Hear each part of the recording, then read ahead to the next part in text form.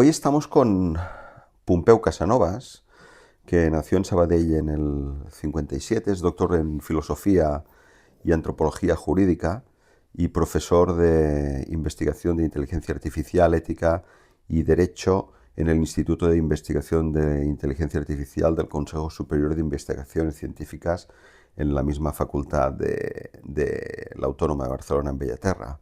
Acaba de publicar un libro que se titula, y es en catalán, Ética y ecosistemas jurídics, Ética y ecosistemas jurídicos, del conocimiento social a la inteligencia artificial. Si tuvieras que resumir en una frase o en una idea, ¿cuál es la tesis de este libro? ¿O qué es lo que pretendes con este libro? ¿Cómo lo resumirías? Hay un resumen que es fácil de hacer, que es que, ya lo dice el subtítulo, ¿no? Del conocimiento social a la inteligencia artificial.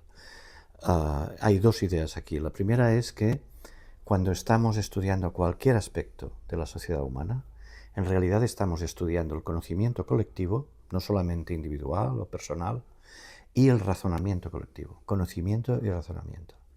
Y esto es lo que construye el andamio de las instituciones dentro de una sociedad. Esta es la primera idea.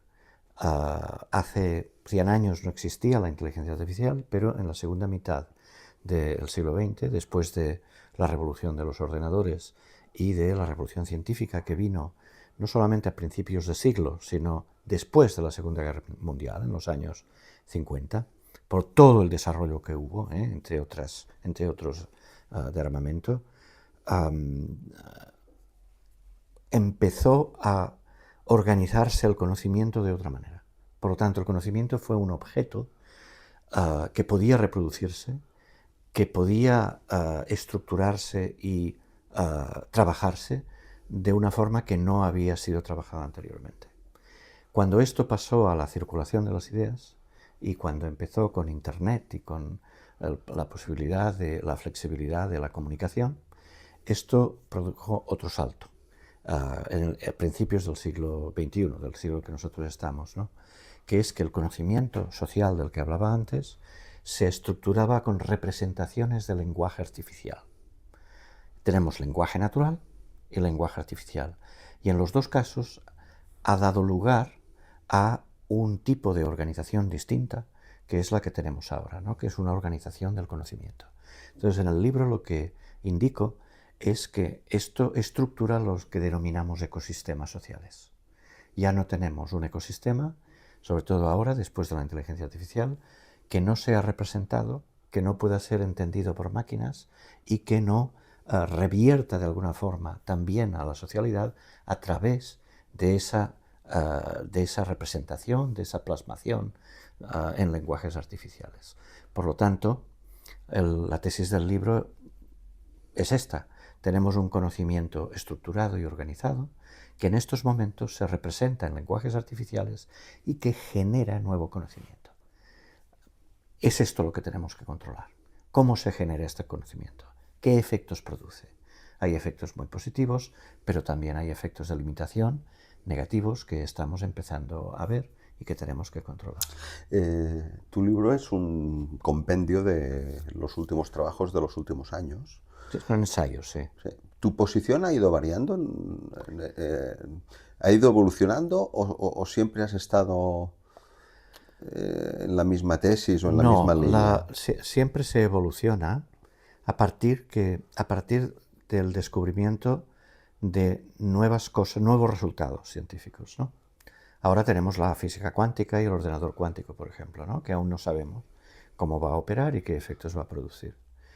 Uh, es cierto que desde que empezamos a estudiar, digamos, la interacción y el conocimiento desde este punto de vista híbrido entre lo que son máquinas y lenguaje natural, y esto no es inteligencia artificial, esto es algo que hay que dejar claro, la semántica, la web semántica en lenguajes artificiales, Internet, no es inteligencia artificial. La inteligencia artificial empieza muy pronto, empieza en los años 50, siendo simbólica, con lenguajes de programación, pero hay otras vías, ¿no? Que se han desarrollado últimamente, que es la aplicación de la estadística avanzada, ¿no? De los sistemas neuronales, que también se hizo en los años 60 y 70 sin un resultado muy evidente.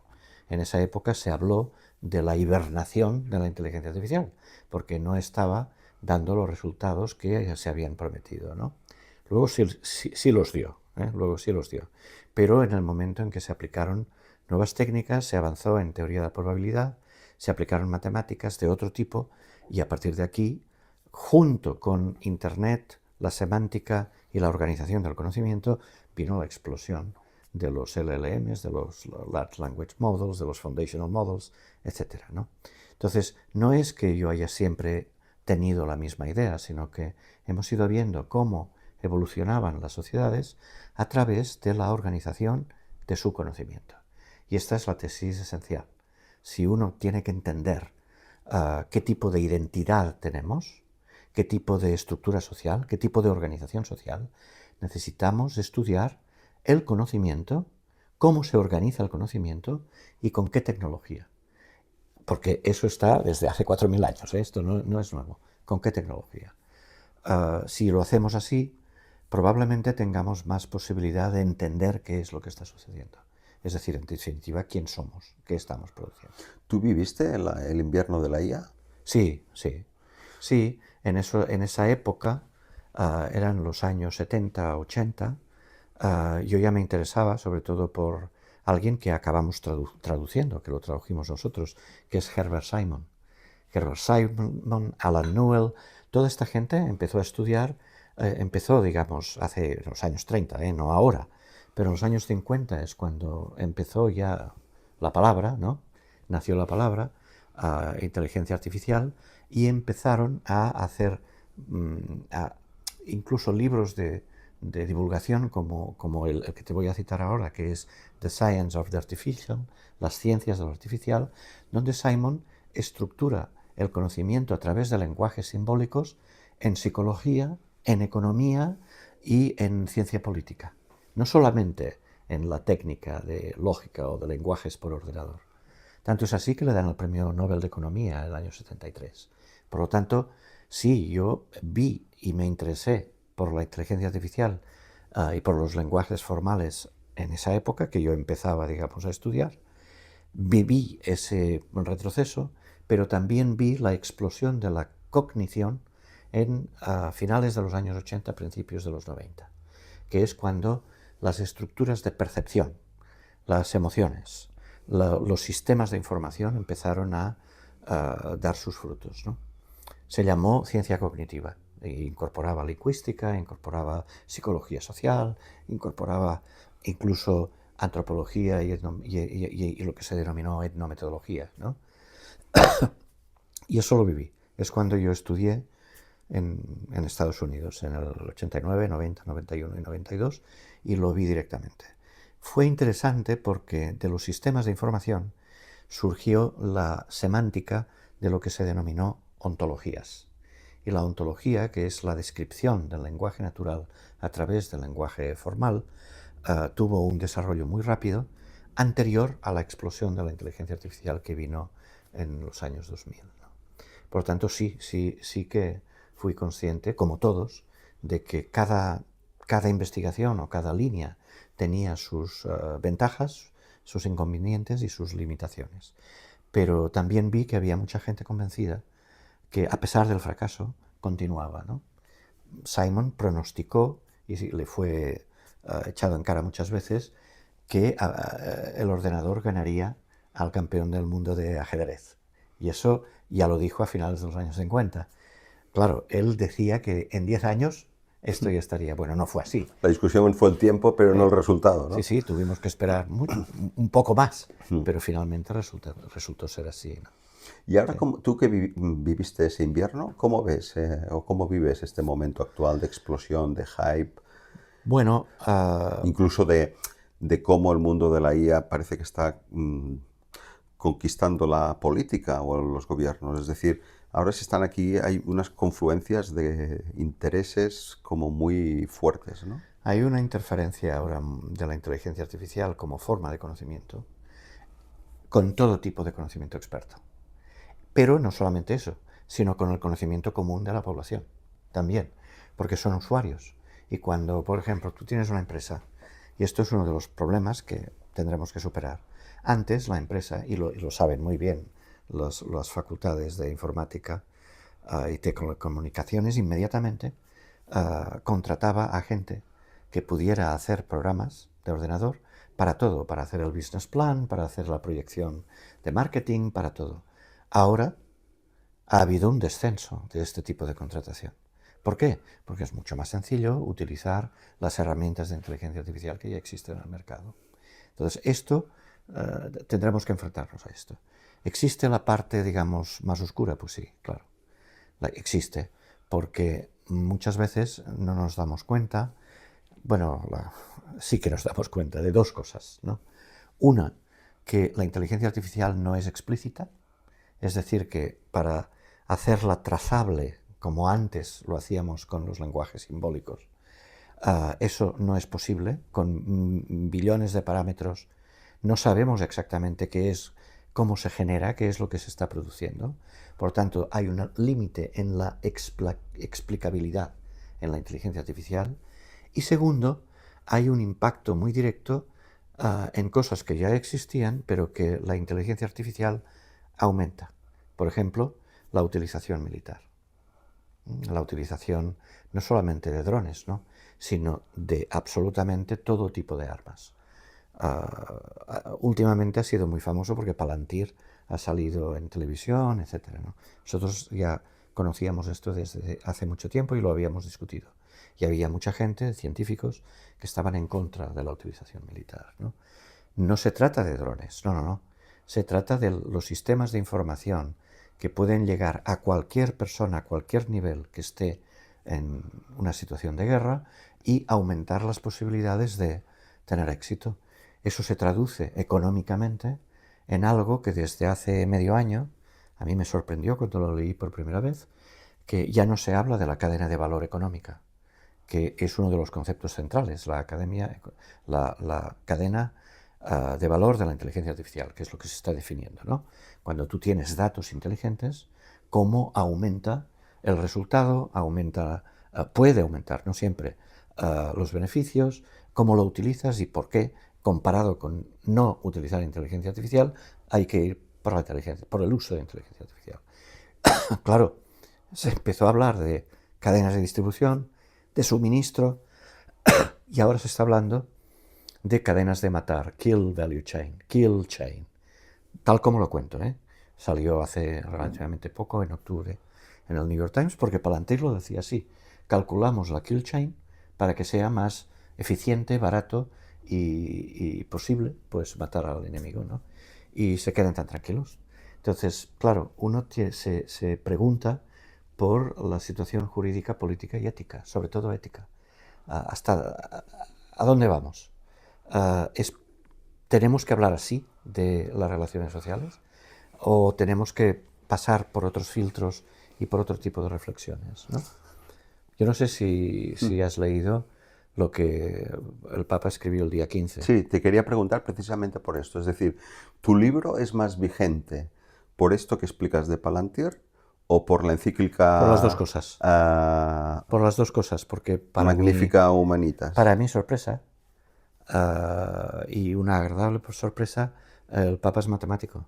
Claro. Por lo tanto, entiende hasta el final todo lo que lee y todo lo que se produce con inteligencia artificial. Hay un punto del que hoy hablábamos en un proyecto que tenemos, que es te recomiendo el punto 179. Ese punto es donde él dice, habla de la maldad y habla de lo que se puede producir con sistemas incontrolados, ¿no? Y por lo tanto dice, bueno, es que se pueden producir esclavos. ¿Por qué? Porque el consumidor se convierte en un esclavo dependiente y las empresas tienen que ser conscientes del tipo de instrumento que están poniendo en el mercado y que están ofreciendo, digamos, a una humanidad que se adapta y que va a constituirse en función de lo que se le está ofreciendo, ¿no? Es la opinión, digamos, creo yo, mayoritaria, ha sido muy positiva. A mí me ha sorprendido, porque Claro, no estás acostumbrado a leer encíclicas. Claro. ¿No? Hacía tiempo que no las leíamos. No, él lo fundamenta en León XIII, ¿no? De Rerum Novarum. Y por lo tanto, como es normal, hace la historia y se trata de una exposición muy clara, pedagógica, como se quiera llamar, pero de una exposición prístina de la doctrina social de la Iglesia. Pero lo que me ha sorprendido es hasta qué punto muchos científicos no católicos y el Papa están de acuerdo en tener que poner sobre la mesa la dimensión ética y la dimensión política y social para intentar comprender hacia dónde vamos, ¿no? ¿Tú crees que este Papa se puso el nombre de León Sí, XIV sí. ya sabiendo que su leitmotiv y su gran aportación sería un posicionamiento sobre la IA en la No, humanidad? no lo sé. ¿O sobre la revolución que la IA supondrá a nuestra sociedad? Esto no lo sé. Es difícil de entender o de por qué un papa se pone su nombre, ¿no? Pero después de lo que ha escrito, después, queda claro que él se pone León XIV a continuación de León XIII. Y León XIII es quien se enfrenta al cambio, a la revolución tecnológica e industrial en su época. Y se enfrenta con los conflictos, en este caso, de las clases sociales, y esto aboca a la Primera Guerra Mundial y a la Revolución Rusa, prácticamente a la misma época, ¿no? 1917. Entonces, probablemente el Papa ya tenía en mente que estábamos ante un cambio social radical o muy fuerte y que él quería continuar con esa doctrina social de la Iglesia que la Iglesia ha venido construyendo durante el siglo XX. Yo creo que después de leer lo que ha escrito, es razonable pensar así. Ahora, si es así, no lo sé, no creo que el Papa diga, voy a escribir sobre inteligencia artificial. No, creo que él más bien ha querido ver o presentar un problema global, y no se puede presentar el problema social global hoy en día sin tener en cuenta la tecnología y la inteligencia artificial, y que por eso ha tenido que escribir sobre esto, ¿no? Pero ha escrito muy bien, no hay errores, y sobre todo hay esa visión, esa proyección que creemos que es muy necesaria y que otros científicos están haciendo también, ¿no?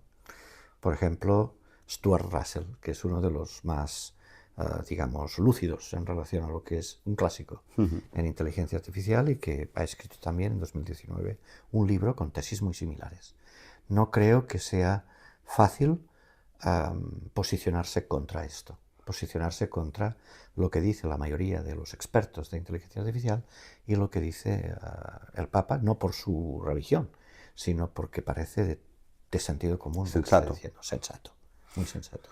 Y por otra parte también es como que un papa que se enfrenta a Donald Trump, que de alguna manera está aliado con los grandes magnates de la tecnología, Absolutamente. también necesita tener un discurso al respecto para plantar cara, ¿no? No sé si el hecho de que uno de los fundadores de Anthropic estuviera ahí Hubiese... es anecdótico o es decir que No, es estudiado. Esto es... ¿sí? Sí, sí, No, esto... no, no anecdótico en el sentido de que no fuera buscado, sino que no equivale al peso que tiene Trump teniendo a todo Silicon Valley de su parte, ¿no? Bueno, Trump, como fenómeno, ha sorprendido a todo el mundo. Porque, claro, no ha seguido reglas, no ha seguido el derecho internacional, le importa muy poco la idea que pueda tener el mundo de Estados Unidos, sino que directamente va directamente al beneficio económico y político y punto. Entonces esto lo justifica todo. Claro, un discurso como el del Papa, lo que hace, aparte de poner los puntos sobre las is, es directamente hacer un discurso muy bien elaborado y en el fondo muy sencillo de explicar, oponiéndose a lo que es yo diría que la posición radical también de Trump en relación tanto a la tecnología como a la ciencia. Mira, hace muy poco hemos escrito una asociación de 135.000 investigadores que se llama 6G, porque es los 6 grupos de investigación, institutos más importantes de Europa. La Max Planck, que es quien ha tenido la idea, la Max Planck, pero también está Leibniz, también está el CNRS, el CNR, nosotros el CSIC, ¿no? Y el manifiesto es un manifiesto para hacer, vamos a ver si se hace o no, pero es una página y media donde se pone también la idea de que hay que defender la libertad científica, la libertad académica en el sentido más amplio y la libertad de investigación. Porque lo primero que hace Trump es, digamos, por descontado, ir contra los woke y contra todo lo que sea la universidad y las ideas que puedan poner en cuestión su forma de actuar, que se actúa primero y piensa después, porque lo que quiero yo son objetivos inmediatos, ¿no? Por lo tanto, la universidad americana ha sido una de las primeras damnificadas, juntamente con la administración. Digamos, yo que recibo cada día algo que se llama los estándares que es el NIST, el National Institute of Standardization, y el NIST te manda todas las discusiones en las que puedes participar sobre, por ejemplo, ¿qué te digo yo? No solamente temas teóricos como la teoría de probabilidad, que también, sino, por ejemplo, sobre licencias jurídicas o sobre patentes y cómo proteger el derecho de patentes. Todo esto, claro, interesa a la industria, interesa a todo el mundo. Pues bien, yo que estaba siguiendo el tema de las patentes, de pronto me encuentro un mensaje del NIST cuando entro diciendo, mira, perdona, no hemos podido avanzar porque nos han cortado la financiación. Claro, es una sorpresa más que notable, ¿no? Y esto indica a dónde va Trump, porque primero escribía en contra del gobierno y del Estado, luego de la administración y ahora a favor de la guerra, porque en sus órdenes gubernamentales está clarísimo y son muy cortas, pues bueno, que Cuba y Venezuela y Irán y todo lo que estamos haciendo, ¿no? Es explícito, no hay ningún tipo de máscara en relación a esto. Entonces no es Trump, él lo escribe, pero detrás, claro, existe la gente que toma el beneficio de esto. Las grandes corporaciones tecnológicas, pero no solamente. Hay toda una organización detrás que se beneficia de este tipo de políticas, ¿no? ¿Dónde va a llevar? No lo sabemos. Pero está claro que alguien como el Papa, justo después de que Trump saliera como Jesucristo, si te acuerdas, Sí. claro que esto escandalizó, digamos, no solamente a todo el mundo católico, sino a todo el mundo a secas, ¿no? Sí. Pues después de esto salga un texto que es muy elaborado, que seguro que ha venido reflexionando durante meses y meses antes de hacerlo público, ¿no? Pero es un texto que obviamente ha sido ya muy leído y que lo será más aún, ¿no? Porque pone los puntos muy bien puestos. Y independientemente de lo que tú creas, ¿no? Porque claro, él dice la fe, el conocimiento, a dónde vamos, en fin, todas las bases teológicas, ¿no? Puedes prescindir de eso. Si tú no eres católico o eres de otra religión o eres agnóstico, lo que sea. Lo que él está diciendo es 1.1, una buena descripción desde el punto de vista técnico, donde no hay errores y reconoce tanto el beneficio como los límites de una nueva forma de conocimiento, y dos, que hay que hacer una reflexión conjunta, comunitaria, también con los no católicos. No solamente es una cuestión de religión o de fe o de comunidad católica, no, con todo el mundo para ver a dónde vamos y cómo lo utilizamos y qué se está haciendo, ¿no? Se produce la paradoja de que los demócratas y una parte de Silicon Valley, que era más bien demócrata, se han entregado a Trump. Y en cambio, este papa, que la Iglesia Católica en principio pues tendría que estar muy alineada con un presidente republicano, se ha enfrentado y le ha plantado cara a Donald Trump, ¿no? Entonces, ¿qué está pasando en Estados Unidos para que un papa, que por otra parte también es norteamericano, sea el que le tenga que parar los pies a Trump y en cambio los Allman y tantos otros se han entregado y están con Trump? Bueno, hay mucha gente que no. ¿Qué es el dinero? Hay mucha gente en las universidades que está en contra. Y sobre todo en la parte Harvard, científica, ¿no? de los que muchos más, de los que conocen, están en contra. No solamente la Ivy League, sino las universidades a cualquier escala, ¿no? Pero es difícil de contestar la pregunta porque una cosa es el conocimiento de las universidades y esto en Estados Unidos es muy marcado, no de ahora, ya de hace muchos años. Hay una diferencia entre la gente que ha podido acceder al conocimiento superior y a la universidad y la gente que no lo hace y que no ha salido del país.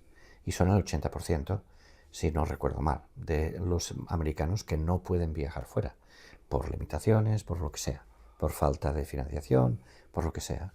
La cuestión es que Trump está conectando con estas capas que antes votaban al Partido Demócrata. Probablemente nos estemos enfrentando a una renovación futura del Partido Demócrata dándose cuenta de los errores anteriores, porque ¿cómo es posible que haya dejado de escuchar qué es lo que estaba sucediendo a nivel, digamos, a ras de suelo en las ciudades, ¿no? Porque a la gente le cuesta vivir, la división entre ricos y pobres cada vez es mayor y Estados Unidos es muy diverso, no es solamente Trump o el voto político, ¿no? Es muy, muy diverso. No sabemos qué es lo que va a suceder y explicar qué es lo que ha pasado en Estados Unidos con una sola explicación es difícil.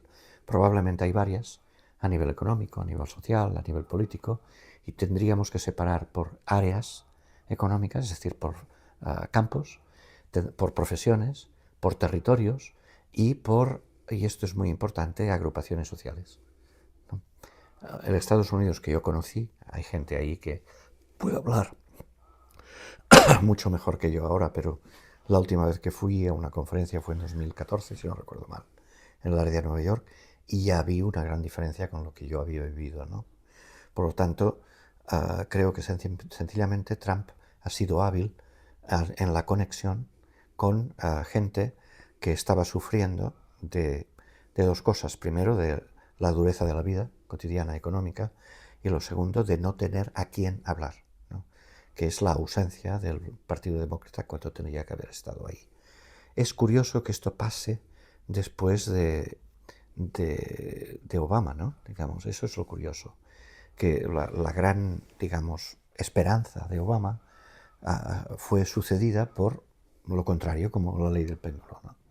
Aún tenemos que ver qué es lo que ha pasado y aún no hemos acabado de entender bien qué ha sucedido.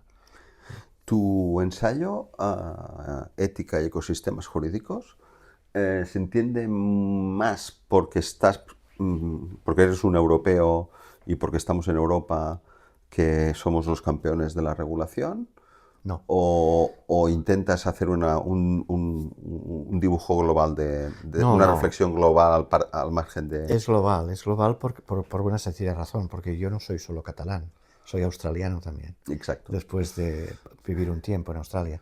Entonces, eso sí que creo que, como yo, hay 300.000 personas, digamos, los catalanes en el extranjero y los españoles.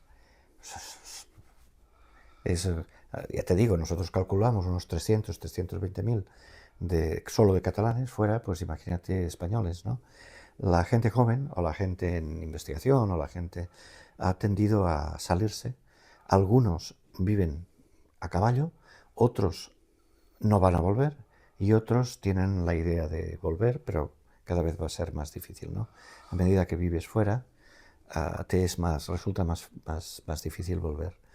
Pero cuando ves y tienes la experiencia, claro, tienes que hablar de lo que conoces, y lo que conoces no es solamente Cataluña o España o Europa. Tu caso es, pasas una buena parte del año en Cataluña, pero luego estás en Australia, Sí, o mira, 50-50.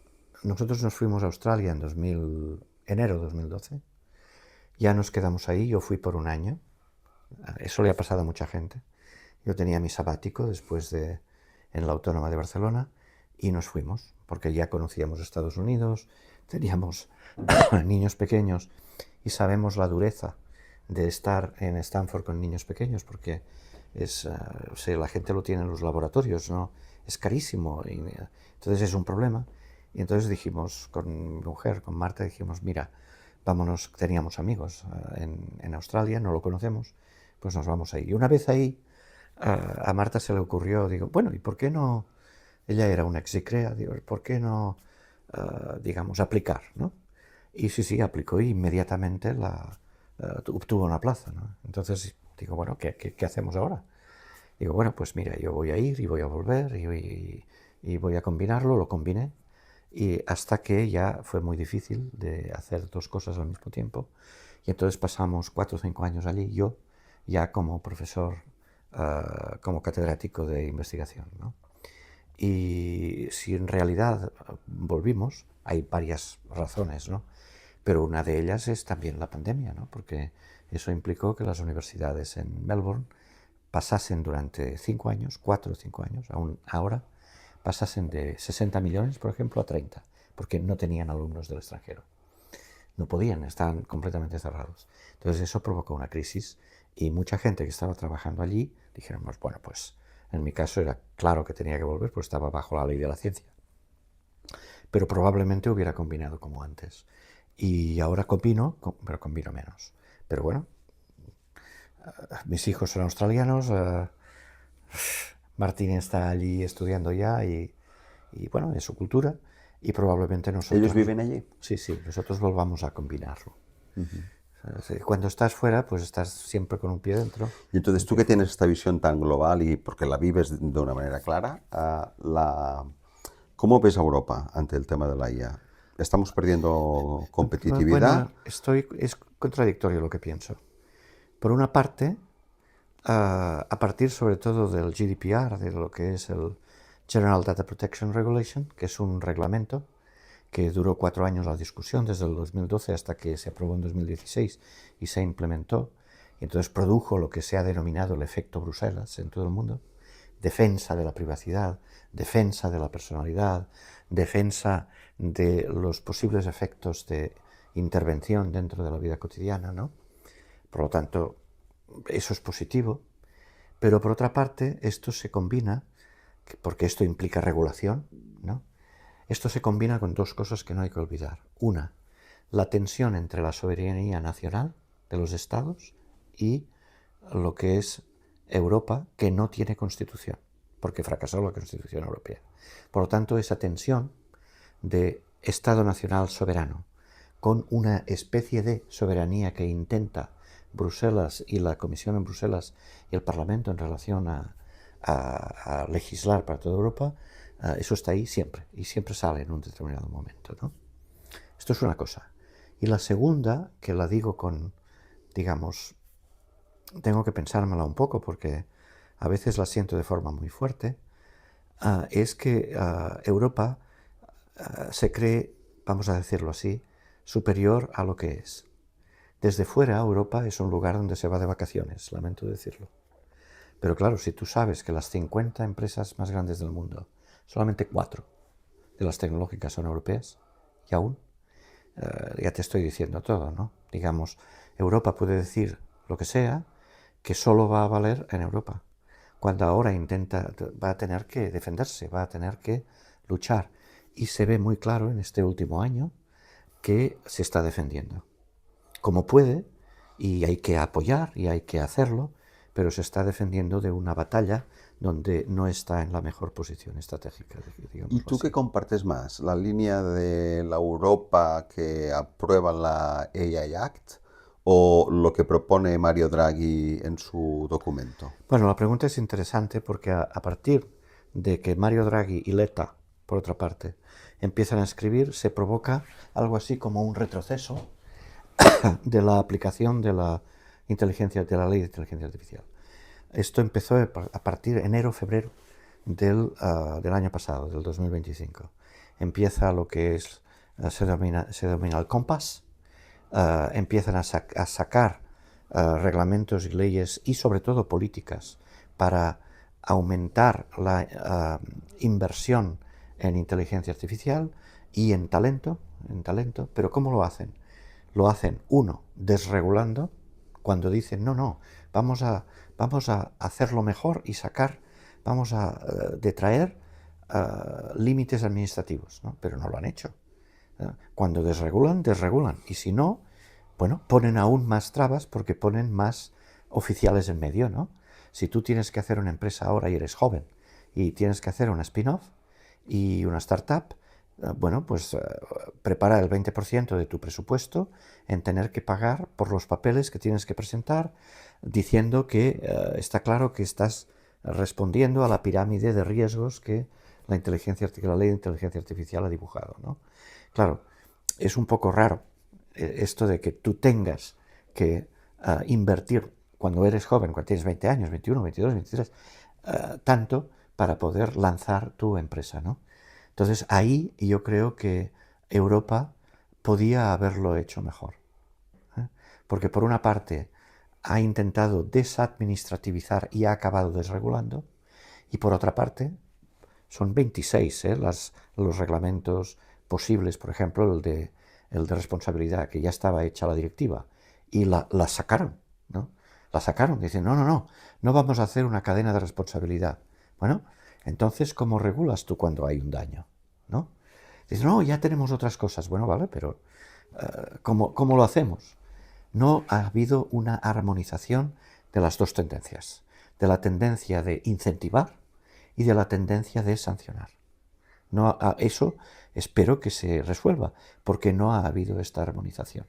Vamos a hacer gigafactorías, ya hay 8 factorías, vamos a invertir, pero el resultado de esto aún está por ver. Y de alguna manera es verdad que lo que se está produciendo es que los jóvenes se están yendo a Asia, se están yendo a Estados Unidos, se están yendo a otras partes, que no son exactamente Europa para poder desarrollar su idea, ¿no? Estamos así. Yo creo que en los próximos 2 años esto podremos ver hacia dónde se decanta. Y luego hay otra idea que es que la AI Act europea pretende regular una inteligencia artificial que ya está en otra fase. Es decir, sí, esto ya lo sabían, ¿eh? Sí. Entonces, ¿cómo casa esto? Es decir, bueno, porque tú que has estudiado... Sí, lo que se hace es regular a partir de los efectos, ¿no? Entonces, claro, en el fondo importa poco el cómo, sino el qué y el qué se produce. Y entonces se ha hecho una pirámide de riesgos, ¿no? Es decir, bueno, vamos a poner líneas que no pueden, líneas rojas, digamos, arriba de todo, ¿no? Por ejemplo, cuando se tocan emociones, o cuando se hace un perfil sociológico, o cuando se intenta coger todas las imágenes posibles sin que lo sepa el individuo, ¿no? Todo esto se prohíbe. Vamos a ver, por ejemplo, en salud lo que produce riesgo, y entonces hay otra capa de daños sistémicos, y finalmente hay una etapa de inteligencia artificial, una capa base de inteligencia artificial que no se prevé que se produzca daños, ¿no? Lo han hecho así justamente para poder ser regulado. Entonces, claro, se produce una cadena de responsabilidad que estaba mejor regulada si se hubiera hecho como se hacía antes, con leyes específicas, y sin embargo ahora ha quedado un poco desprotegida, ¿no? Que es decir, bueno, vamos a ver, ¿quién es responsable? ¿El que diseña? ¿El instituto que está poniendo el conocimiento? ¿El que lo pone en el mercado? ¿El que está haciendo la empresa para comercializar el producto? Hay varias funciones con varios actores, vamos a definir los actores, y entonces a partir de aquí definimos las cadenas, ¿no? Esto se ha empezado a hacer, se ha desarrollado a partir de algo que entró en vigor el 2 de agosto, que es el Código de Buenas Prácticas de la Inteligencia Artificial, para hacerlo junto con la ley. Pero claro, aquí la cantidad de comentarios de las empresas eran muy claros, ¿no? Porque lo que estaban preocupados es por la propiedad intelectual de lo que estaban produciendo y por otra parte por el riesgo que podían tener, aparte de preocupados por la administración que eso generaba, ¿no? Vamos a ver qué somos capaces de hacer a partir de aquí. Está claro que es una regulación distinta de la que se produce en Australia, en la Commonwealth, en UK, y es muy distinta de la que se produce en Estados Unidos, donde no existe una regulación desde arriba, sino que se hace a partir de principios y negociaciones con las propias corporaciones, con las empresas. Y últimamente, con Trump, dando vía libre a las empresas porque la desregulación es total. Porque ha desmantelado lo que Biden había intentado construir, ¿no? Absolutamente. Y lo dice, conscientemente, en todas sus órdenes, que empezaron muy pronto, digamos, ¿no? Y la coartada es China, ¿no? Bueno, hay varias, pero no creo que la necesite. Ya. No, China tienen que tener en cuenta China porque no hay más remedio. Porque si no, no la tendrían en cuenta. Yo tengo que hacer un imperio económico. El imperio económico tiene que basarse en una política interior y exterior clarísima y sin cortapisas. Por lo tanto, voy a eliminar la regulación, el derecho, o no digamos el derecho internacional. En febrero de 2025 se produjo algo que sacudió, que fue la entrada de DeepSeek, que era mucho más barata, se había producido por parte de China de una forma, digamos, que no se preveía, y eso digamos, cundió el pánico. Fue un golpe muy fuerte. Fue un golpe muy duro y empezaron las empresas analíticas, las de datos, empezaron a estudiar la cadena de inteligencia artificial, línea por línea, estadio por estadio en todo el proceso, de las corporaciones más importantes, diciendo, vamos a ver, hicieron 3 colores, winners, losers y los que ni pierden ni ganan de momento. Pero claro, eso ya indicaba que tenían que contar muy bien el impacto que había producido DeepSeek. Pero claro, el consumidor se da cuenta de que ellos están encareciendo el precio de la inteligencia artificial que ellos pueden usar, ¿no?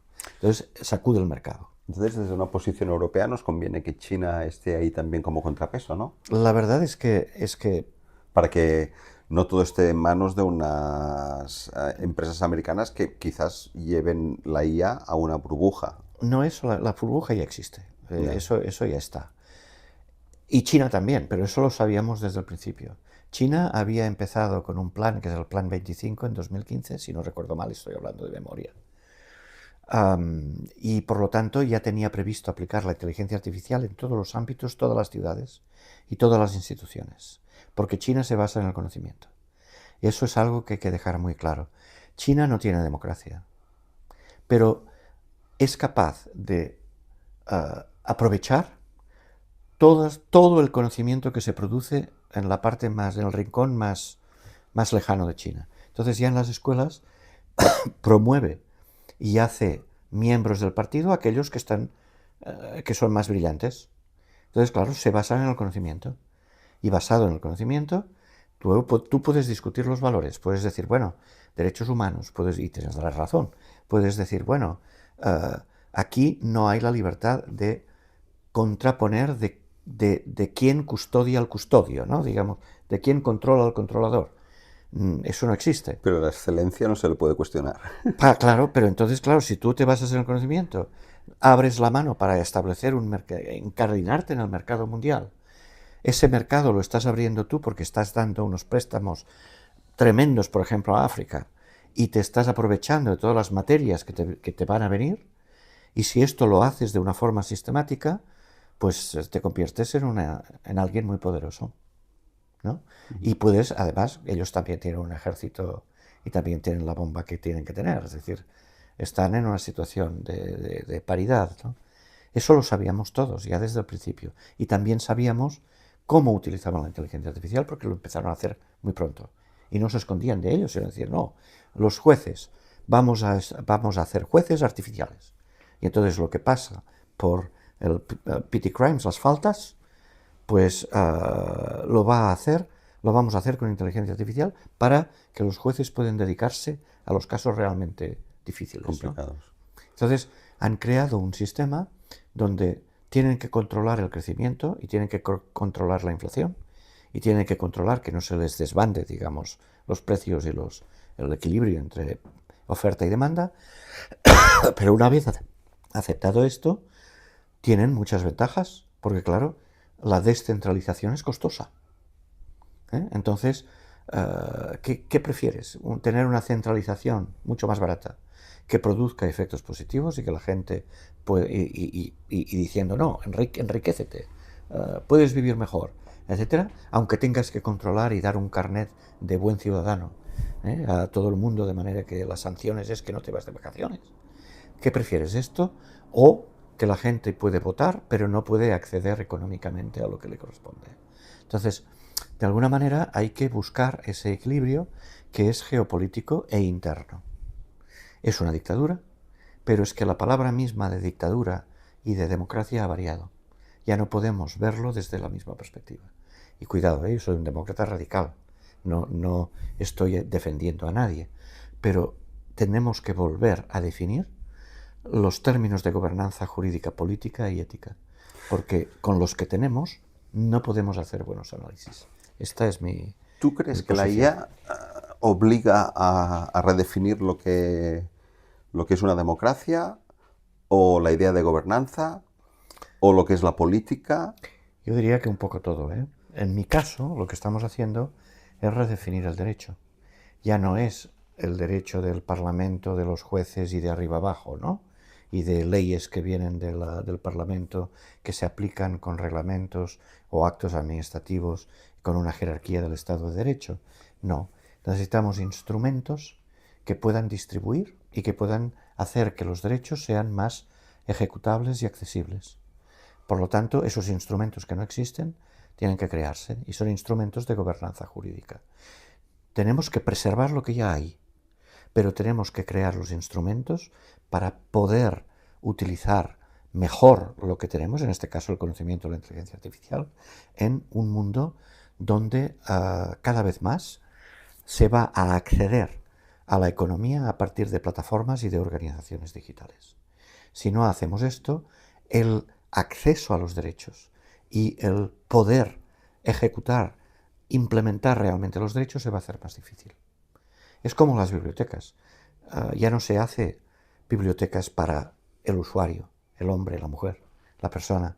Se hace de manera que se pueda, que un programa pueda entender lo que dice otro.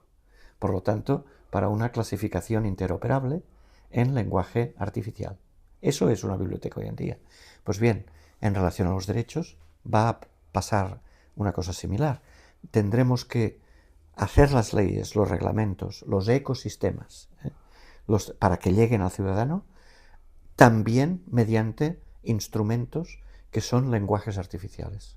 Y las leyes, los reglamentos, los protocolos, los estándares van a escribirse en lenguaje natural, para empezar, para contrastar, y en lenguajes artificiales. Y estas dos cosas van a implicar que haya agentes que puedan manejar grandes bases de datos para que sean consistentes, para que no se produzcan contradicciones, etcétera, que sean agentes inteligentes, lo que se llama multi-agent systems. Y esos son programas de ordenador. Entonces, ¿a ti te preocupa más lo que es la idea de derechos en esta nueva realidad, o cómo la vieja administración de justicia se adapta a la IA? Se da todo al mismo tiempo, ¿eh? Yo solía hablar, ya hace muchos años, no de Estado de Derecho solamente, sino de Estado de derechos. Es decir, ¿por qué tiene sentido el Estado de Derecho? Porque los derechos de los individuos se ven implementados, ¿no? Y uno puede tener derecho, pues, a lo que tiene, ¿no? Desde un sueldo digno, a una vivienda, a todo lo que en principio está como derechos fundamentales en una Constitución o en los derechos del hombre y del ciudadano. Para que esto sea posible, tendremos que modificar para adaptar las viejas instituciones, ¿eh? ¿Cómo? Ahí está la política. Ya lo veremos cómo. Parece ser, y eso yo lo viví al principio, pero parece ser que ahora no lo conozco, no lo sé bien, pero ya han hablado con Microsoft, por ejemplo, el Consejo General del Poder Judicial, para que pueda dar instrumentos a los jueces para redactar las sentencias y para poder entender mejor y coordinar mejor las sentencias que tienen que aplicar en el caso concreto, ¿no? Y que eso pueda hacerse con Copilot, por ejemplo. Pero claro, si tú estás tratando solo con una empresa que va a tener esa información, firme lo que firme, tú estás acotando y de alguna manera dando los datos que tú tienes a un solo, fiándote a un solo proveedor. Y esto es lo que me parece peligroso. Y ahí sí que estoy con la Unión Europea. Tenemos que desarrollar cada una de las ramas de las instituciones que produzca grandes cantidades de datos, sobre todo si estos datos son sociales. Tenemos que desarrollar nuestros propios instrumentos para poder gestionarlos mejor. Y si tenemos que acoplarnos, digamos, a las condiciones de las grandes corporaciones, en el fondo vamos a entregar nuestros datos a estas grandes corporaciones. Entonces, desde un punto de vista europeo, ¿tú qué crees que es más inteligente? ¿Intentar tener una Mistral fuerte a nivel europeo, o hacer una elección de las plataformas o herramientas de IA que son de fuera, básicamente de Estados Unidos, y apostar más en función del país, ¿no? Por un Anthropic o por un OpenAI o por otras que pueda haber. Es decir, el, el acierto, ¿cuál es? Intentar empezar de cero una cosa, o Mistral, bueno, ya no es de cero, ¿no? Pero aún le queda mucho. Y intentar construir la propia IA, o acertar en la elección de lo que está fuera, que encajen mejor con los valores europeos. Hay que hacer las dos cosas. No se puede prescindir de lo que ya hay y no se puede pedir a las empresas que no lo utilicen. Ya. Porque claro, ¿qué vas a prohibir que las empresas utilicen Copilot o se vayan a No, Claude? me refería al mundo de la justicia, por ejemplo, Bueno, cuando estamos hablando o de la administración. Cuando estamos hablando de administración y de instituciones, Sí, a nivel institucional. lo que resulta, pero eso es mi opinión, lo que sería propio es construir ecosistemas regulatorios con los ciudadanos, con aquellos que tienen los derechos, consumidores, ciudadanos, e intentar desarrollar una propia industria autónoma. Es decir, eso es lo que se denomina la autonomía digital. Algunos lo denominan la soberanía digital, que eso a mí me resulta demasiado ambicioso o sí, pretencioso. También, sí, casi pretencioso, porque... Bueno, es lo que decías de Europa, ¿no? Sí, que sí. nos miramos el ombligo y... Los más éticos, sí, los más sí, políticos, los que sabemos más, ¿no?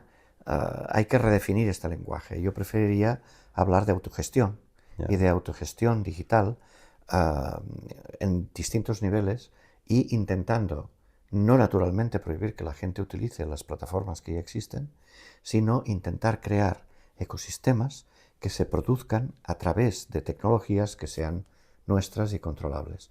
Porque claro, los datos inteligentes, digamos, tienen otra realidad. Están creando otra realidad que no existía antes.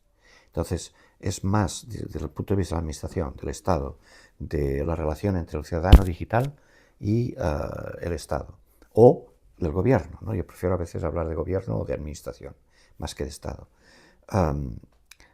Eso se puede hacer a distintos niveles, empezando por el nivel más bajo, que es el nivel local. Los ayuntamientos pueden optimizar gran parte de todo el tránsito que tienen administrativo, que cada vez es más, si utilizan inteligencia artificial compartida con los ciudadanos. Entonces hay un tema de innovación, de investigación y de puesta en práctica, y también de educación por parte de los ciudadanos y de aquellos que están representándolos en las instituciones políticas. Es común. Hay que definir bien los actores, hay que definir los ecosistemas que se quieren crear, hay que definir las tecnologías y hay que poner el dinero necesario para crearlas. Eso es lo que yo diría que... Y hay mucha gente que está diciendo esto también, ¿no? Ahora, ¿cómo? Es decir, ¿con qué estrategia y con qué táctica? Empezando por arriba, creando grandes ecosistemas o grandes, lo que se llaman las gigafactorías, o confiando en los más jóvenes, y que es la vía que yo preferiría, haciendo guerra de guerrillas. Sí, porque Mistral es un poco eso, y DeepSeek pone de manifiesto que quizás es la vía, ¿no? Exactamente. Esa es una línea que yo creo que pueda tener virtualidad. Porque si nos enfrentamos a estados, pues son cuasi estados. Cuando ahora estamos estudiando la cadena de valor que te decía, que lo estamos haciendo en el espacio financiero, ahora va a salir un número de la revista de Derecho y el mercado de valores, es decir, estamos hablando de finanzas y de bancos, que es uno de los aspectos más serios, ¿no? Y de ecosistemas financieros, ¿no? Bien, cuando estamos ahí, lo que queremos no es que todo esto se centralice y que haya una gigafactoría para todos los datos. No. Hay que ir a cada línea, a cada nivel, y hay que facilitar al ciudadano o al empresario o a la persona que tiene que pagar impuestos o al consumidor. Hay que facilitarles en lo posible la innovación y el ejercicio de sus derechos. Si esto es así, La construcción de ecosistemas viene sobre todo porque existe una capa intermedia de creadores que pueden ayudar a hacer eso mediante inteligencia artificial y tecnología. Yo me dirigiría a ellos, es decir, al conocimiento experto, creativo, joven, y apostar por ahí, ir por ahí. Claro que también lo hace la Unión Europea, también dice que lo hace la Unión Europea, pero la realidad es que se enfrentan, un joven se está enfrentando con muchos obstáculos a la hora de hacer una... fíjate, esto implica no solamente hablar de inteligencia artificial, sino hablar de todo. Hablar de los impuestos, hablar de la gestión de esos impuestos, hablar de, por ejemplo, la categoría de autónomo, porque claro, si no hacemos otro tipo de estructura, convertir en autónomos todos aquellos que quieren es complicado, porque les estamos cargando con toda una administración que no viene ahora con la ley de inteligencia artificial, sino que ya viene de antes. Que por cierto, no sé si sabes que ya existe, no sé si lo has leído, la ley de inteligencia artificial española. La propuesta del gobierno aún no El la he anteproyecto de ley. Léela. Vas a ver que es un calco casi exacto de la ley europea, pero con sanciones más. Sí, porque en España te quería precisamente preguntar por este tema. ¿Tú cómo ves a España? Porque dentro de esta superbia, quizás sería la palabra europea, España parece que somos los campeones de los más, es decir, quizás la posición francesa es más inteligente o es más pragmática, o no sé, Italia no conozco tanto, ¿no? Pero en España parece que somos los más de los más. Entonces, porque hay una separación entre administración, derecho y política. En política se dice que somos los más de los más y nos oponemos a todo y tal, pero en cambio, desde el punto de vista profesional, el profesional de la administración está muy centrado aún en la cultura de Estado, en Estado nacional y en Estado administrativo central. Por lo tanto, va a aplicar las leyes que existen. entonces tú la propuesta de ley del gobierno... Me parece que es excesivamente rígida. Ya. Me parece. Mi humilde opinión, ¿no? Porque las sanciones son más rigurosas, porque se basan en centros administrativos, algunos de ellos creados ex novo, que van a obligar a la gente a hacer más papeleo. La agencia de inteligencia artificial. Y derivados, digamos, los officers, y porque de una forma capilar intenta introducir el derecho y el Estado desde arriba en todos los niveles de abajo. Y a mí me parece que ahí había más espacio, y esto lo ha dicho mucho la crítica ya, para la innovación y la incentivación. Incentiva en lugar de sanciona, ¿no? Esa sería mi propuesta, no mía, de mucha gente que ha leído la ley, ¿no? Es como muy doloroso ver cómo la izquierda, en este momento crucial de la humanidad, está manteniendo una posición tan equivocada y que a veces tiene que ser la derecha o la extrema derecha la que ante el tema de la IA parezca que esté tocando mejor las teclas. Bueno, lo tiene muy fácil la extrema derecha porque no tiene que hacer nada. Se apunta a la desregulación total y libre. Pero la izquierda no está sabiendo interpretar. Porque la izquierda intenta defender los derechos. Sí, pero de un mundo viejo. Pero claro, lo hace con instrumentos que son instrumentos que hay que defender, que están ahí, hay que tener muy en cuenta, pero son instrumentos que nos vienen del Estado de Derecho del siglo XX. Entonces, claro, si tú no creas los instrumentos nuevos, por ejemplo, la capacidad que tenemos de dejar de sancionar, porque podemos establecer en todas partes lo que se llama sandboxes, ¿no? Que también está en la ley española, y era una de las innovaciones de la ley europea, que son espacios de innovación y de experimentación protegidos, ¿no? Sandboxes es los sandbox es el juego de arena, ¿no? Es el, ¿cómo se dice en castellano esto? El arenal, sí, es sí. una sandbox, ¿no? Sí. Nosotros traducimos por eso un espacio jurídicamente protegido de innovación. Bien, esto puede multiplicarse. Pueden hacerse cantidad de experimentos, por ejemplo, para que los sistemas de pago ya no se hagan con dinero ni digital ni no digital, sino que se hagan con instrumentos que directamente vayan a la función. Y haciendo esto, tú estás optimizando, por ejemplo, el blockchain, porque te puede hacer un sistema de pagos más seguros y con una evaluación mucho menor, porque es inmediato. Tú haces instrumentos que funcionan en una compliance, en un cumplimiento en tiempo real.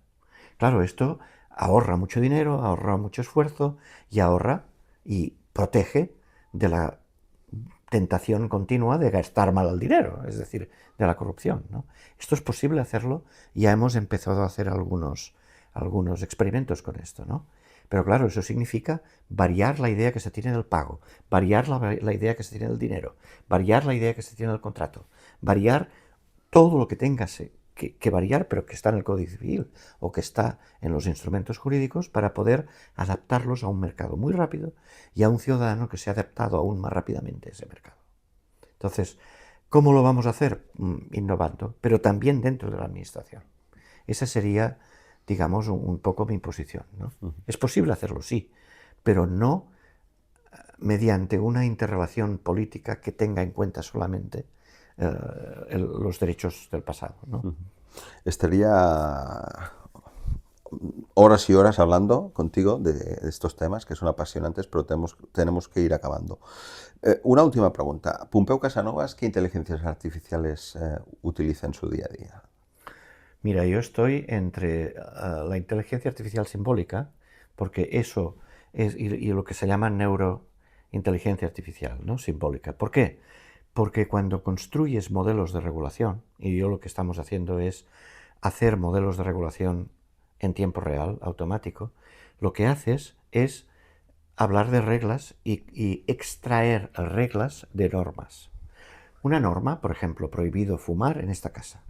Esto te define las condiciones, te define la acción y un functor de prohibición o de permisión. Yo puedo decir permitido, prohibido, haz lo que quieras, facultativo.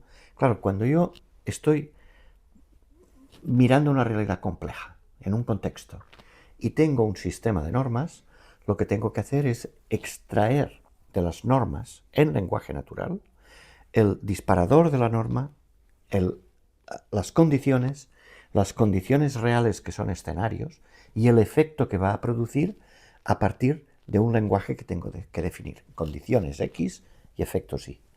Si yo hago eso, estoy haciendo inteligencia artificial simbólica, a la que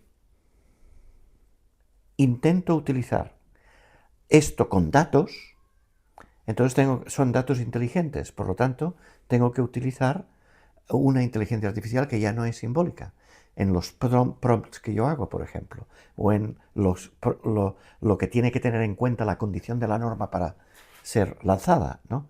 Eso ya se hace mediante la inteligencia artificial, digamos, generativa. Entonces, estamos, como todo el mundo, yo, como todo el mundo, estamos mezclando o estamos intentando hacer simbióticas distintos tipos de inteligencia artificial.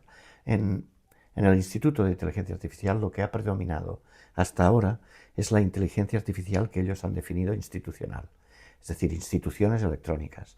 Y esto se hacía mediante sistemas multiagente o agentes inteligentes que estaban utilizando reglas. Ahora tenemos que incorporar toda la otra parte, es decir, los LLMs, por ejemplo, ¿no? Pero nunca se da, se puede dar, pero nunca se da en un objetivo social una inteligencia pura, es decir, solamente LLM o solamente simbólica. Cuando se hacen instrumentos de regulación, se utiliza todo lo que tienes a mano.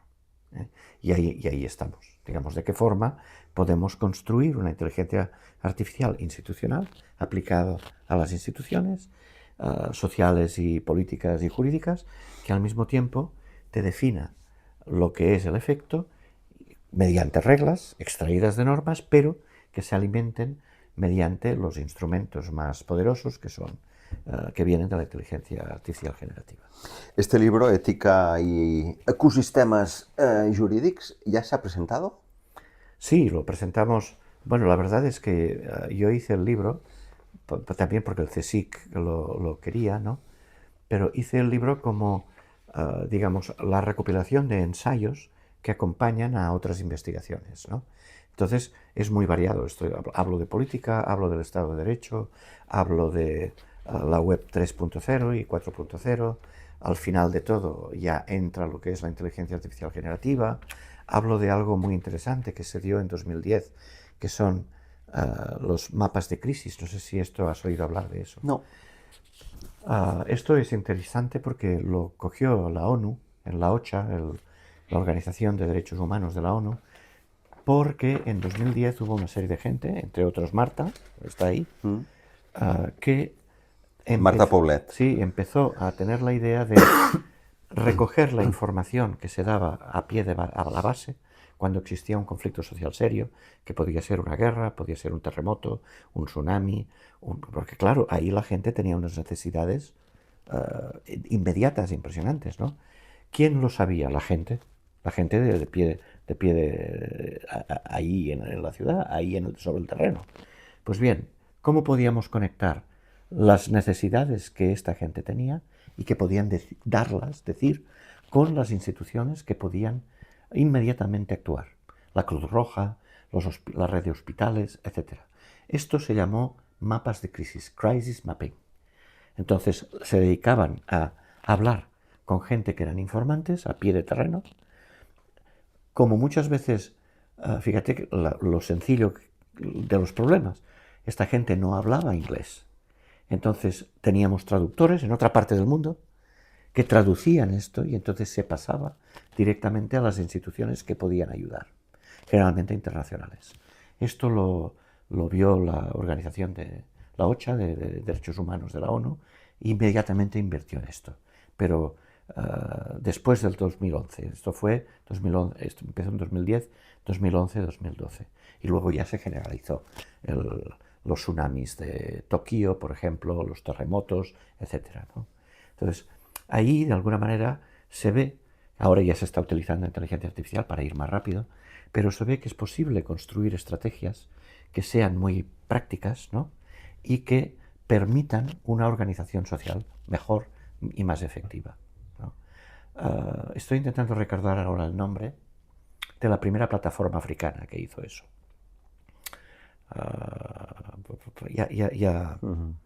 Ya te lo diré, porque se hizo muy famosa. Empezó a monitorizar, por ejemplo, las elecciones en los lugares problemáticos, ¿no? Y entonces la información pasaba de una forma mucho más directa. Eran plataformas que luego se denominaron plataformas cívicas. Y ahora se habla ya de inteligencia artificial cívica, que es la que hace la conexión entre necesidades de la sociedad civil, como la que te estoy hablando, de lo que te estoy hablando, con sea organismos administrativos del Estado o de la sociedad civil que permiten ayudar y dar soluciones. O sea, esta idea de la IA cívica, ¿tú crees que es como una segunda oportunidad de lo que en su momento fue la Internet cívica? No, claro. Porque Internet al principio era así, era colaborativa, sí, y tenía esta autenticidad. De una forma muy directa, lo que se llama tecnologías cívicas, civic technology, civic tech, se denominaron así, era porque la gente, los propios ingenieros se dieron cuenta que podían ayudar con la tecnología que tenían. Te voy a poner un ejemplo muy concreto de un amigo mío, que aún estamos trabajando, Tariq Neshnash. Tariq estaba en China y era un ingeniero jefe de Microsoft, pero él era marroquí. Entonces quería hacer cosas para su país. ¿Qué es lo que hizo? Te estoy hablando de 2010 y 2009, 2010. Se fue a Marruecos y fue cuando Hassan, si recuerdo bien, quería reformar la Constitución. Pero claro, lo hacía completamente solo. Lo voy a hacer yo, voy a hacer la Constitución. Y él dijo, no, mira, voy a hacer una plataforma, voy a poner todos los artículos de la Constitución que se quieran reformar y la gente va a poder entrar con el Internet que se tenía, que el Internet 2.0, podía entrar a dar su opinión en cada uno de los artículos, ¿no? Bueno, primero no le hicieron caso, pero cuando tuvo 500.000 visitas, claro, el gobierno, el Estado, tuvo que hacerle caso. Es decir, es una forma de conexión muy directa con la participación ciudadana. hizo una plataforma, recuerdo el nombre, en francés, que se llamó Reforme.ma, Marruecos, y tuvo muchísimo éxito y empezaron a colaborar y a crear esa Civic Technology, que ahora es Civic Artificial Intelligence, que intenta ser muy práctica, porque muchas veces no, es política, claro, no puede ser de otro modo, pero muchas veces no, ¿eh? Es una inteligencia de conexión entre la administración, el Estado, el gobierno, las asociaciones civiles y la población. Y eso está dando resultados. Está dando resultados. No le gusta Trump, por cierto. No me No le extraña. gusta Trump. Se ha retirado de la asociación. Fue una de las primeras cosas que hizo. De las primeras decisiones. Sí, busca el nombre de Tariq Nesh Sí. y vas a ver qué es lo que aún ahora está haciendo, porque ya empezó a hacerlo de una forma más ¿Sigue en Microsoft? profesional. No. Dejó Microsoft para hacer eso. Vale. Pero eso ya en 2009-2010. Puedes entrar y ver las plataformas que ha hecho y la organización mundial, que ahora no recuerdo el nombre, la organización de tecnologías cívicas. Hay representantes en Barcelona, hay representantes en todo el mundo en estos momentos. Pero son las ideas que surgen de la convergencia entre la gente, los ingenieros, los administradores que tienen el problema y los profesionales, ¿no? Pero claro, el problema de las escuelas los tienen los maestros y los alumnos. Claro. Entonces es una forma de participación activa, práctica, utilizando tecnología. Sí. ¿Ya estás trabajando en el próximo libro o aún no? Sí, pero tengo que esperarme un poco, porque mi próximo libro viene de la tesis doctoral de antropología, ¿no? Y es una tesis doctoral que hice sobre los proyectos que había hecho de organización del conocimiento jurídico. Por lo tanto, la tesis se llamaba Legal Knowledge, era un ensayo sobre Law as Knowledge, el derecho como conocimiento, y por lo tanto la tesis es de organización e implementación de ecosistemas.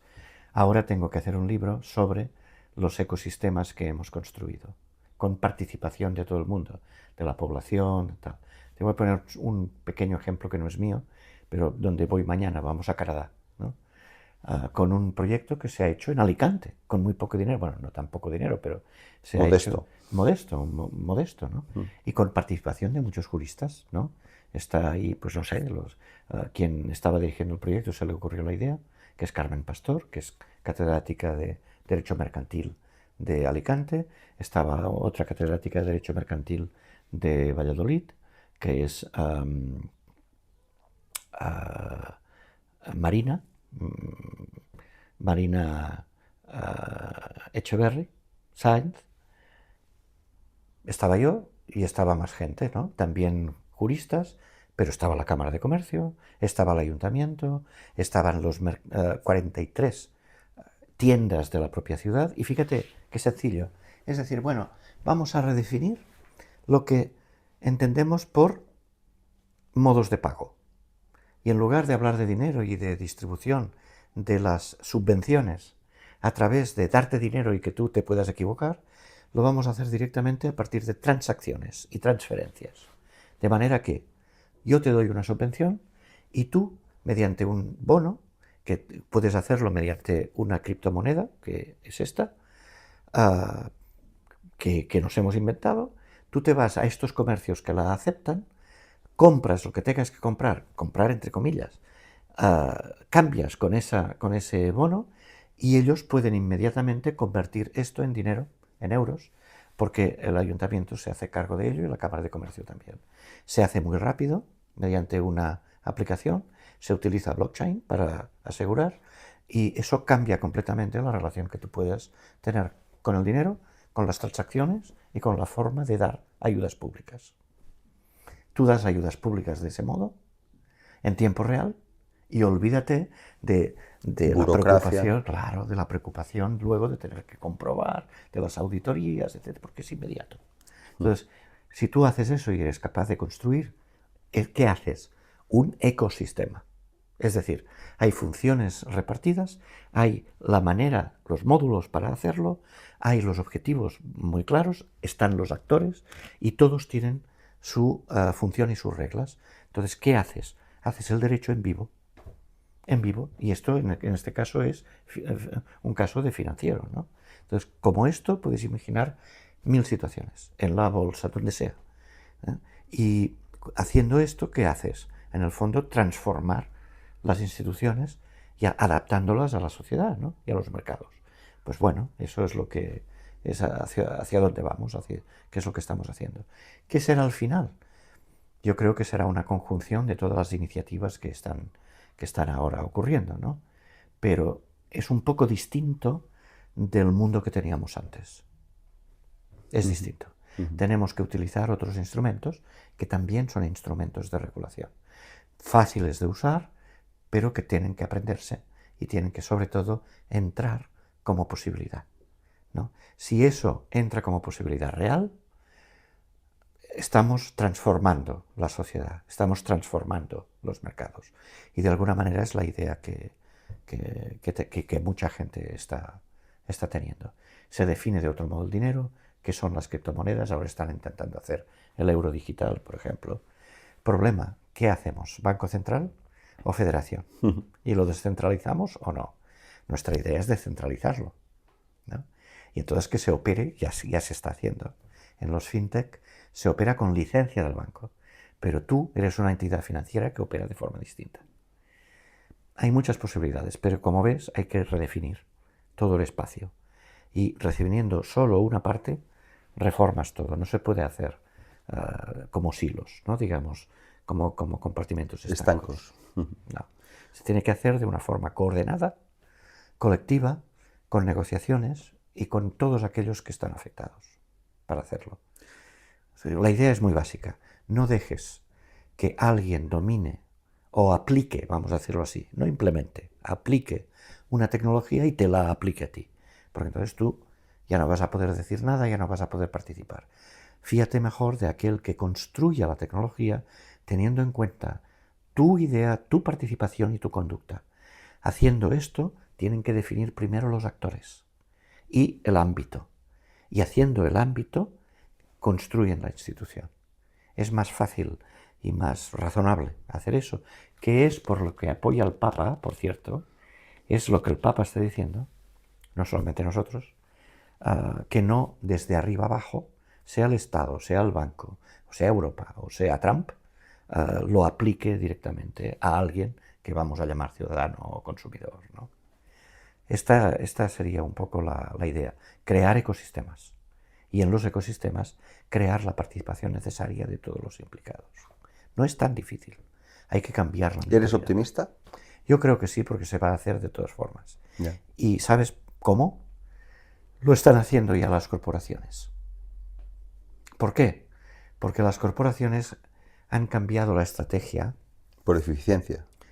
Claro, primero aplicaban la cadena de valor a partir de la competición entre ellas, ¿no? Que es la cadena de valor clásica. Ahora no vamos a hablar ni de nombres, ni de teorías, ni de nada, solo la idea básica, ¿no? Que es decir, aumenta tu valor en relación a la competición de otro que está ofreciendo el mismo producto.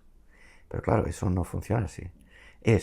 Aumenta el valor de tu producto en relación a tu competidor porque el consumidor te prefiere a ti, por lo tanto aumenta el valor del consumidor. Se llama estrategia lock-in y tiene una doble. La primera es que el consumidor, al estar más satisfecho, no se va a mover de tu plataforma. La segunda es que puedes ser muy torticero y impedir el opt-out para hacer difícil que se vaya a otra plataforma. Yeah. ¿Lo ves? Entonces, ahí otra vez la tensión. Hacer esto con la administración pública y políticamente implica abrir los business model también a la ciudadanía, de forma que la gran corporación no implemente solo su institución, sus reglas, su lock-in system, de manera que a ti te resulte muy difícil salir de lo que ellos te proponen. No. Esto nos llevaría muy lejos porque hay otro movimiento que también se da en paralelo, que es el de Rules as Code, el de las normas como programa, ¿no? Porque esas mismas corporaciones regimentan tu comportamiento, te impiden como consumidor o como usuario que tú hagas otra cosa. Ya te lo están limitando. Claro, son reglas que te están imponiendo. Algunas de estas reglas son ilegales, Claro. pero lo que está claro es que son autónomas. Por eso la gente habla de los gobernantes o gobernadores, governors, de la cadena de valor, porque dominan el valor creado a través de la economía de plataforma. Nos llevaría muy lejos, pero ves un poco la idea, ¿no? Hay que democratizar desde abajo, del centro afuera, del centro hacia arriba, y no hacerlo ni de arriba abajo ni de abajo arriba solamente, sino teniendo en cuenta la estructura tecnológica que estás utilizando. Y para acabar, ¿los agentes en este sentido son un problema, una amenaza? No, son una posibilidad. ¿Sí? Sí. Un agente normativo es un agente que te va a ayudar a ti a tomar decisiones. La única cosa... Un agente de IA, ¿eh? Sí, van a tomar decisiones en escenarios que ellos tienen que representarte por ti. Y esas decisiones van a ser muy rápidas y pueden beneficiarte. Problema, tienes que controlarlo. Tienes que controlar. ¿Y cómo? Doble. Por una parte, tú. Pero por otra parte, con programas de control también de inteligencia artificial. Muchas veces la gente esto no lo ve. Solamente la inteligencia artificial es capaz de controlar la inteligencia artificial. Por lo tanto, cuando hablamos de una estrategia mixta, hablamos de la capacidad humana de comprender lo que está haciendo la gente, pero también, y la decisión que él puede tomar independientemente de la de la gente, pero también de los programas de control y advertencia que hay que implementar y construir en cada caso para hacer la gobernanza de la inteligencia artificial razonable. Fíjate que lo que el Papa está insistiendo tiene nombre, se llama principio de subsidiariedad. No sé si lo has leído, pero significa que todo aquello que pueda hacerse a nivel micro, todo aquello que pueda hacer la sociedad civil, tiene que poder hacerlo. Y únicamente... Es un principio que en España aplica a la administración, exacto, ¿no? exacto. Que la administración local, todo lo que puede hacer un ayuntamiento no lo haga la Diputación o la Generalitat o el Estado, exacto, pero que luego tampoco se aplica. Claro, porque es mucho porque más no hay fácil. Recursos, y si no tienes recursos no puedes ejecutar este principio de subsidiariedad. Es mucho más fácil ir directamente y centralizar. Entonces, eso trasladado a la IA que predica el Papa, ¿cómo aplicaría? Pues yo lo que haría es tener en cuenta, a la hora de hacer los proyectos de inteligencia artificial, tener en cuenta a todos aquellos que se va a aplicar y que van a recibir sus efectos para que participen desde el principio. Entonces, ¿por qué es necesario educar? Para quitar, por así decir, para, por una parte, mostrar que es necesario, la participación es necesaria, no es algo que pueda decidirse en contra, sino que como te va a afectar, mejor lo conoces y mejor participas. Y por otra parte, que a la hora de hacer eso no lo puedes hacer solo siendo ingeniero, o siendo político, o siendo solamente asociación de usuarios o de derechos humanos. Hay que hacerlo todos juntos. En comunidad, ¿no? En comunidad. Hay que crear comunidades. Y solamente las comunidades van a hacer algo que sea legítimo. Porque claro, una cosa es la legalidad y otra cosa es la legitimidad que tú puedas tener, porque el efecto es positivo y la gente lo reconoce así. El Papa lo decía muy bien. También la Unión Europea aplica el principio de subsidiariedad. Es una de las bases de la ley de inteligencia artificial. Pero claro, los estados lo están interpretando a favor, a su favor. A su manera. A su favor y a su manera, sí. Sí. Entonces, ¿qué hay que hacer? Bueno, hay que estar atentos, hay que educar, hay que no insistir en esa idea de la educación, porque a veces... Bueno, los medios de comunicación están haciendo un muy mal favor. Porque claro, tú estás haciendo un discurso que es muy tecno-optimista, pero que en el fondo, en un contexto de hostilidad mediática a todo lo que es inteligencia artificial, es muy difícil que esto cuaje y que esa alegría o ese optimismo que había cuando apareció Internet, ahora tenemos una sociedad defensiva o anti, ¿no? Antitecnológica, antidigital, etcétera, etcétera. Pero es que esto es inevitable. Esto es como lo que pasó... Es el péndulo, ¿no? Es inevitable, digamos. Tú, con buen sentido, ves las dificultades, ves cómo te puede afectar negativamente, con buen sentido. Y al mismo tiempo, entonces te pasas y dices, no, es que hay que ir en contra. El problema es que no puedes. No vas a ir en contra de algo que va a producir valor a aquellos que están invirtiendo, Ya. sea empresa manufacturera o sea empresa de diseño. Por lo tanto, es como si, digamos, como no te gustan los efectos, niegas lo mayor.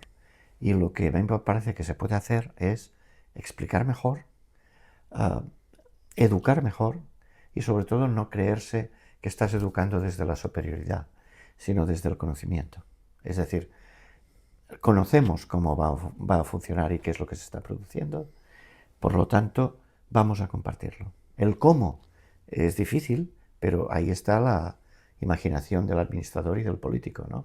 Lo que pasa es que estamos en un momento en el que parece que el ludismo es lo más guay, ¿no? Es lo más progresista. Y en el fondo es una idea absolutamente reaccionaria. Sí.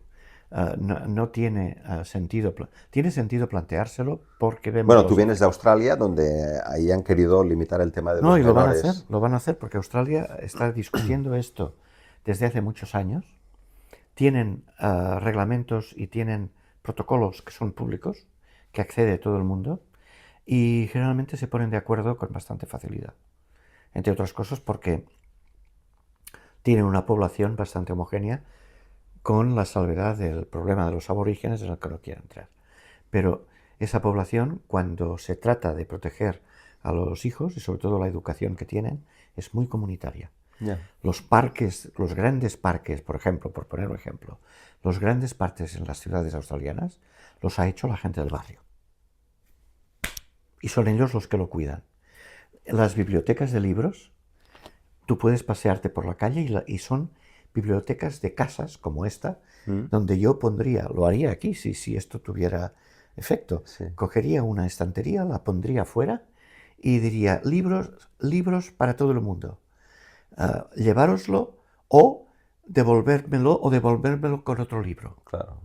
Y eso funciona y te puedes encontrar con cantidad de librerías así, de bibliotecas así en Australia. Entonces es una cultura comunitaria y es más fácil ponerse de acuerdo sobre hacer cosas en común. Ahora también con la inteligencia artificial. Y si han dicho, no, ya estamos hartos, hasta aquí, y vamos a prohibirlo, es porque tienen la experiencia de haberlo discutido antes. La única cosa que yo creo que aquí está faltando es la discusión pública real con todos los barrios, con toda la gente. Porque la gente está cansada y la gente no va a aceptar algo que venga Impuesto. de arriba, claro, que venga de arriba, ¿no? Si se explica bien, se tiene que explicar con toda la humildad posible y haciendo ver qué hay para mí, es decir, qué ventaja vas a tener, por qué te conviene conocerlo, ¿no? Ahora con esto que se llama Smart Cities, por ejemplo, hay una oportunidad y el Ayuntamiento de Barcelona lo está haciendo. Dudo, y el de Bolonia, porque es el caso de una tesis doctoral que ahora tenemos, ¿no? Por tanto, conocemos esto. Pero ¿qué pasa? Bueno, muy bien, tenemos que llegar a los más vulnerables. Pero ¿cómo hacemos que los más vulnerables se interesen y ganen confianza en relación a una administración y un poder del que desconfían de forma natural? ¿Lo ves? Uh-huh. Si yo voy a gestionar tu pensión con inteligencia artificial, mejor te interesas para ver cómo funciona, ¿no? Porque tú vas a poder ejercer tu derecho a través de la tecnología. Pero hasta que no tengas pérdidas, no vas a ver realmente que esto tienes que conocerlo, Claro. ¿no? Pues bien, cuando tú eres una persona que tiene problemas económicos, que está viviendo en casa de un amigo, que la cantidad de mujeres solas con hijos, ¿no? Si encima esto lo ven como una carga o como algo que lejano, claro, no se van a interesar de entrada, tienes que poderlo enseñar a partir de los beneficios que puede producir. Yo no soy un genio, no sé cómo hacerlo, me parece un problema de primera magnitud. ¿Cómo llegar a aquellos que van a participar del ecosistema para mostrar que la tecnología puede dar beneficios generalizables y escalables? ¿Cómo puedo hacer eso? Es imaginación, pero es un auténtico problema. ¿Por qué? Bueno, la gente está muy tocada, la gente no llega a final de mes, la gente no puede alquilar un piso, y en estas circunstancias, ¿no? Es muy difícil. Es difícil, tienes que cambiar no el discurso, no, la política. Y cuando la gente se lo crea, entonces será más fácil. Entonces, no es que yo sea optimista o pesimista, es que veo una realidad que es muy compleja. Y la tecnología ha venido en un tiempo muy rápido y en un tiempo muy pequeño. Entonces, los espacios que produce y los efectos son muy duros, ¿no? Porque el efecto que van a ver es que a mí no me contratan porque tienen cloud, ¿no? Y pagan 120 euros las empresas y tienen un perfecto para hacerles mucho mejor que cualquier ingeniero joven lo que quieren, ¿no? Ese es el efecto que van a notar inmediatamente. ¿Cómo contrarrestar esto? Yo creo que desde distintos frentes.